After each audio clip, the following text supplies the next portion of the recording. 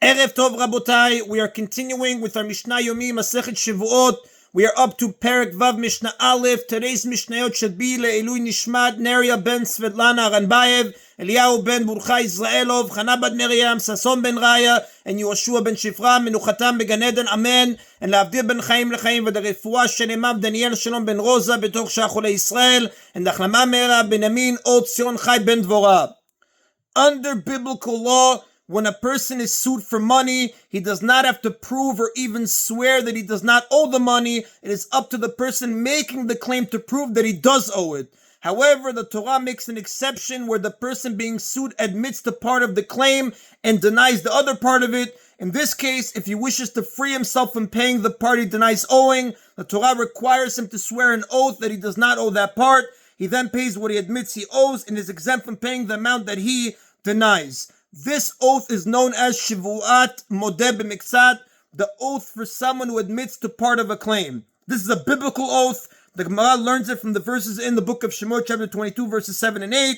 However, the Gemara there in Baba Kama, page 106b and 107a. So the Gemara there and the Gemara here in Shevuot, page 42b, suggests a reason for it.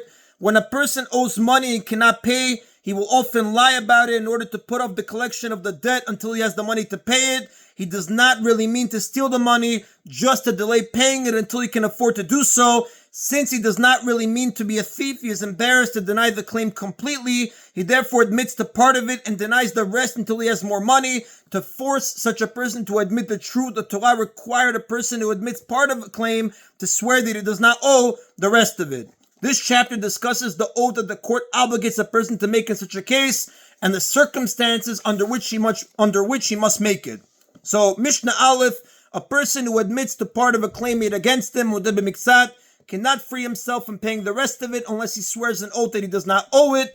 Our Mishnah teaches two rules about this oath. One about the size of the claim and the amount denied, and another about the nature of the admission. The first rule, Shevuot Dayanin, the oath of the judges, meaning the oath imposed by the judges on someone who admits to part of a claim. There are also two other oaths that are imposed by judges according to biblical law.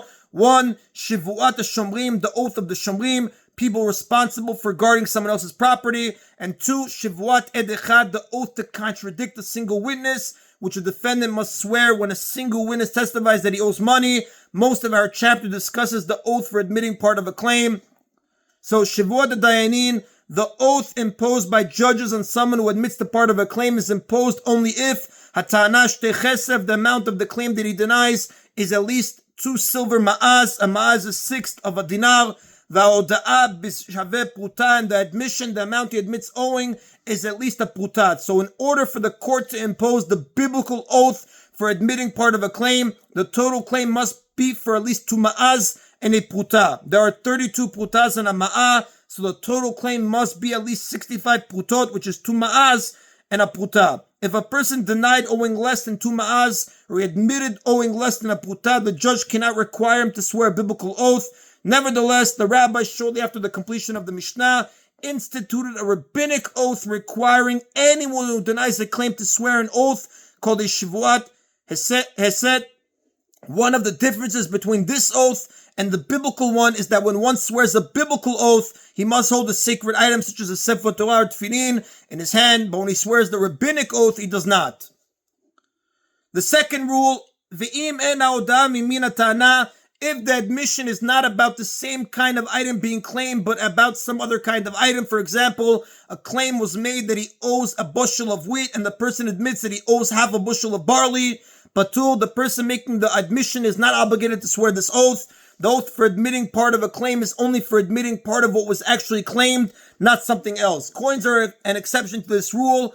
All coins are considered to be part of one kind, money, even though some are silver, some gold, and some copper. Similarly, utensils are an exception to the first rule about the minimum amount of the claim. For example, if someone claims that a person owes him 2 needles and the person admits to owing 1, he must swear an oath that he does not owe the other one, even though the needles are worth far less than 2 ma'az. The Mishnah illustrates the first rule that the oath for admitting part of the claim is only if he denies 2 silver ma'az and admits to owing a puta. Ketzad, how so? If someone says to a person, 2 silver ma'az of mine are by you, return them to me, Enli biadi ala pruta, and the person responds, you have only one pruta by me, and that is all I will give back. Patur, he is not obligated to swear an oath about the part of the claim he denies owing, because the amount he denies is less than 2 ma'az. Since the claim was for 2 ma'az and he admits to owing a pruta, the amount he denies is less than 2 ma'az. Shte chesef upruta li biadecha.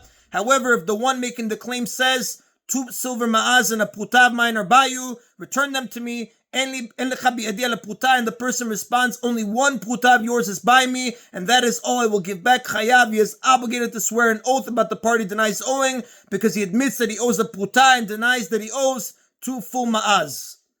Now the Mishnah will soon teach a case where a person is not obligated to swear even though he admits part of the claim. As an introduction to that case, the Mishnah illustrates the basic difference between a complete denial and an admission of part of the claim. Maneli biadech, if someone says to a person, a maneh, 100 dinars of mine is by you, return it to me. En lecha biyadi, and the person responds, there is no money of yours by me. Patur, he is not obligated to swear an oath because he did not admit to any part of the claim.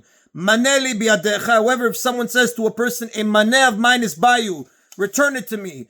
En lecha biyadi ala 50 dinar, and the person responds, only 50 dinars of yours are by me, and that is all I will give back. Chayav, he is obligated to swear that he does not owe the 50 he denies, because he admits that he owes half the claim. Although he admitted a large part of the claim, we do not say that this proves he is telling the truth about the rest of it. No matter how much he admits, if he denies 2 ma'az of the claim, he must swear an oath to free himself from paying the part he denies. The Mishnah now teaches the case where a person is not obligated to swear even though he admits to part of the claim. Maneh le'aba biadecha. If someone says to a person, a maneh, 100 dinars of my father is by you, which I have now inherited from him, return it to me. En lecha biyadeh le-50 dinar, and the person responds, there are only 50 dinars of his by me, and that is all I will give back. Patur, he is not obligated to swear about the 50 he denies, because he is like someone who returns a lost object to its owner, who is not obligated to swear that he returned everything he found. If someone returns a lost item to its owner, and the owner claims that the finder returned only part of what he lost while part is missing, the finder does not have to swear an oath about the part that is missing. The rabbis exempted him from the oath in order that people should be willing to return lost items and not be afraid that they will be forced to swear an oath. This is in Gittin, Chapter 5, Mishnah 3. Here too, since the person could easily deny the entire claim because the father is no longer alive to know for sure that he is lying, his willingness to admit having part of the money makes him like a finder who returns a lost item to its owner. He is therefore exempt from the oath so that he should not be tempted to deny the entire claim in order to avoid the oath.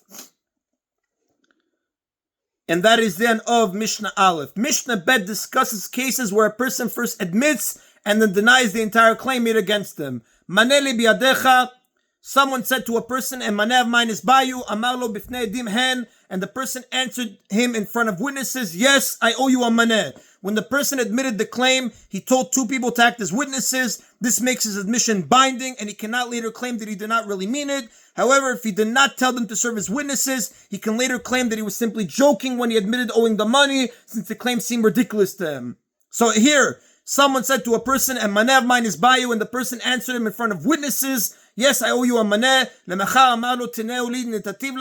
The next day when he said to him, give it to me, the person answered, I already gave it to you. Patur, the law in this case is that he is not obligated to swear that he already paid, because he now denies owing anything. Although he admitted owing the money, he now claims that he paid it in full. Since it is possible that he did pay it after the time he admitted owing it, if there is no proof to the contrary, we must accept his claim without an oath, since he now denies owing anything.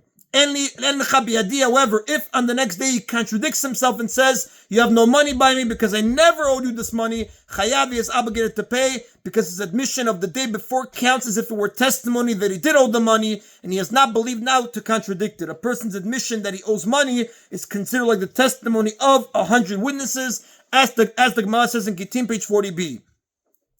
Maneli biadecha, someone said to a person, a maneh of mine is by you, amar lo hen, and the person answered, yes, I owe you a maneh. Al titaneu li ele be'edim, and the claimant then said to him, do not give it back to me except in front of witnesses. Lemachar amaru tineu li netativ lach. If on the next day when the claimant says to him, return it to me, the person answers, I already gave it to you privately, not in front of witnesses, chayav, he is obligated to pay him the maneh, because he was required to return the manet to him in front of witnesses, and he did not. When a person borrows money, he is not generally obligated to pay back the loan in front of witnesses. Therefore, if he claims that he paid back the loan privately, he is believed, unless the lender can prove otherwise, for example, by producing a loan document. In this case, however, the lender did not trust the borrower and insisted that he pay back the loan in front of witnesses. The Mishnah teaches that a borrower is obligated to follow such an instruction because a borrower is considered a servant of the lender, as it says in Proverbs chapter 22, verse 7. Therefore, if he does not have witnesses to prove that he repaid the loan, he is still obligated to pay it. And that is in Abotai of today's Mishna Yomi. Baruch Adonai Le'olam. Amen v'amen.